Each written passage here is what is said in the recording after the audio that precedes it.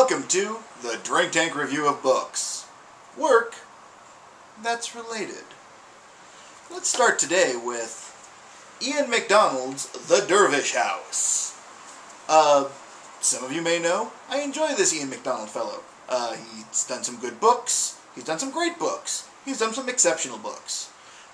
This one in particular, The Dervish House, is up for the Hugo this year, and guess what? Well worth it and easily my #1 choice. His writing style is great. I sort of describe it as, why use one word when you can use one word 3 times and make it that much more impactful? It's like the Spanish language. Super is just super, but super, super, super is super, super, super. That happens a lot in here. The writing is very detailed, powerfully detailed if you ask me. And that does a lot for the book. It really gives it an intense sort of, I wouldn't say baroque, but it's very,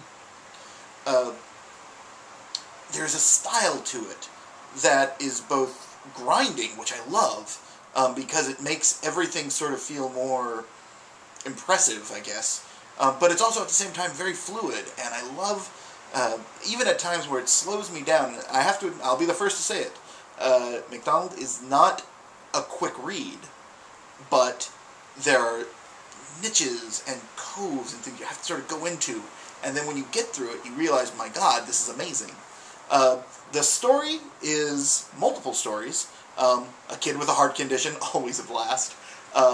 There's a guy who sees jinn all over the place, and following what happens in the very first chapter, a woman commits suicide by blowing her head up on a tram, and there's a series of events that are related to that spin out from it. There are a set of business traders who are dealing with, the world of business and making all sorts of decisions and funness happen. There's also a large number of, I guess the way to put it would be,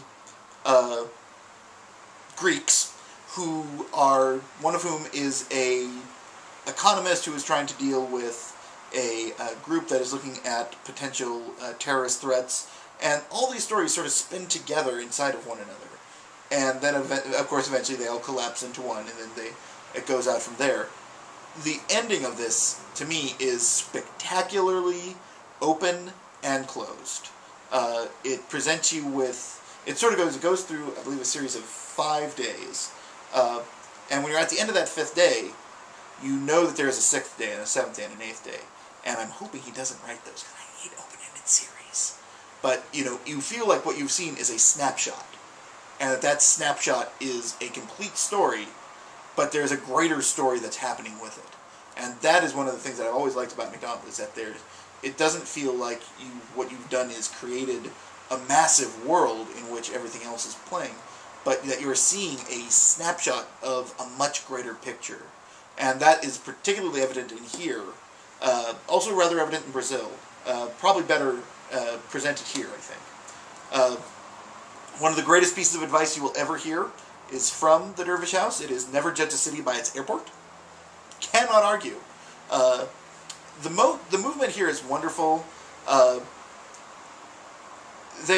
way it's broken up into days, and then there aren't really chapters, but there are like segments inside, and they go back and forth between point of view and characters very quickly, which is something that really keeps, with this writing style, you need to have those breakups, or it becomes very, very sort of, I almost want to say numbing, but it's more like, you get weighed down.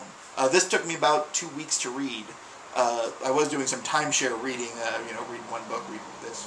But still, not a fast read, but I have to say, incredibly rewarding. I hope you'll read The Dervish House by Ian McDonald, from Pyre. Edited by Lou Anders, who, that's a good guy. Lou, if you're reading this, you're A-okay with me. Hey, Steve Martin Air cover also. So lots of Hugo nominations that surround this book in a way or another. So I hope you'll give it a chance. This is Chris Garcia and the Drink Tank Review of Books.